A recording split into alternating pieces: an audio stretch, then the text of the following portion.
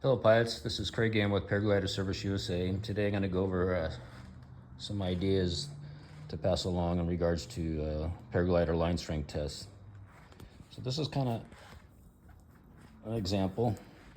There's many ways to do it, but whether you have a load cell or your force gauge at this point, and then chain connected to it so that you can change the length in accordance with the line length. And then the winch is down there. I've got a hand winch and also a power winch.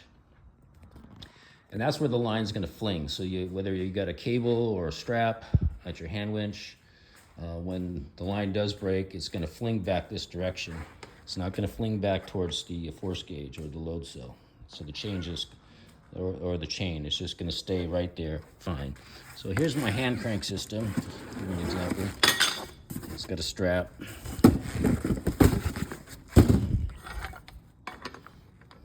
And this is, you can actually put a drill here, 5/8, and to have this unreel faster or slower if you like. And I actually have attachment to it so I can lay my drill off to the side here, and it has a attachment that has a 90-degree on it. Makes it easy, but I don't really need it. I bought it and got it, but the reality is the strap about this length is all I use, even though the strap can go all the way down to here. And I typically, on shorter lines, it'll go here, and in the main lines, it'll go there. And that's about it.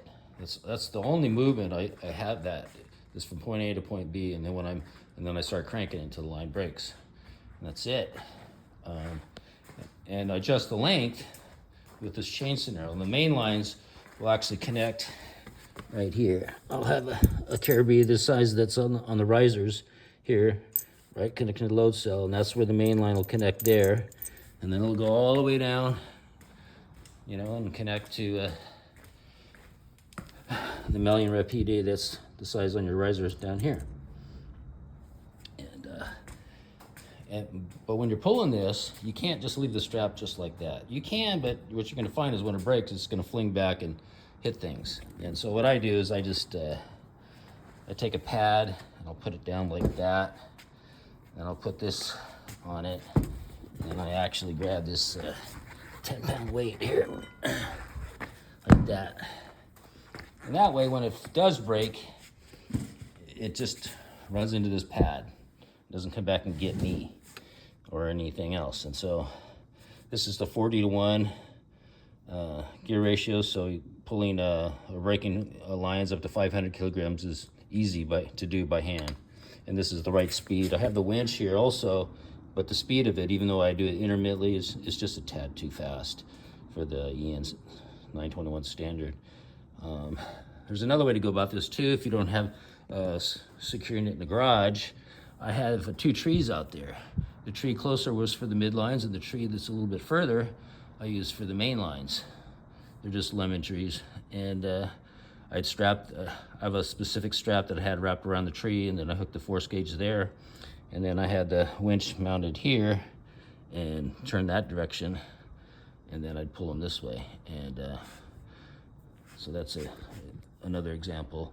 And then when I want to do a midline, what I do, because it's shorter, or even an upper line for that matter, but the protocol is typically just upper and a mid, is I unhook it here, okay, because that's the load cell. And then what I'll do is I just pull the chain through here, like so.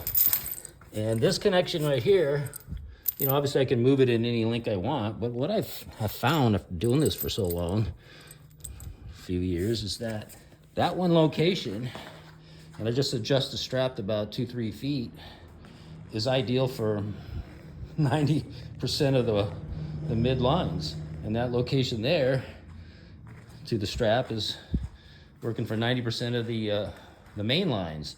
And the distance I have from point A, this is on my tape measure, it's a 7-meter mark with a load cell, and this is at I think the 1-meter mark where the winch is, just past just beyond the 1-meter mark. So it's about 6.5 meters from where the hand winch is mounted to where my load cell is mounted, is 6.5 meters. and that works fine. I probably would have been better off if I went 7, but I have another anchor point where I can actually move it back, but I've never had to do it as of yet. But I surmise that, you know, we've got a tandem, main lines on a tandem, that might need to be a little longer, or some of the gliders, like aqua gliders, and have longer line sets than normal. I haven't run across them yet, but I know they're out there. And you may need to go at least 7 meters or 8. You know, I think 7.5 would probably be the ideal number instead of 6.5, and then it'll accommodate anything and everything. But that just gives you an example.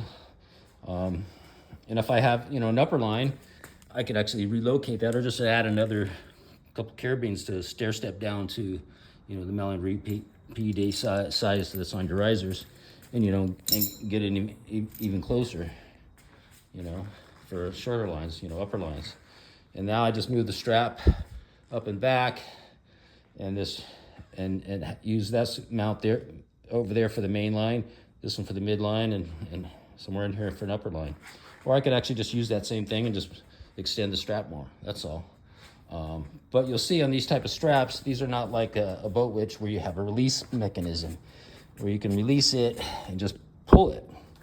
It doesn't work that way. You have to actually, to extend it, you got to spin it like this, and it's 40 to 1, so it takes forever to move. Well, you know, that many turns there, I moved about a foot. So it's a slow going thing. So you have the hand strength to break the, you know, the larger lines, but it's not easy to extend, to move, you know, back and forth. But the short distance here, which I go from about that point here to this point here, it's no big deal. It just takes me, you know, a few revolutions and I get where I want.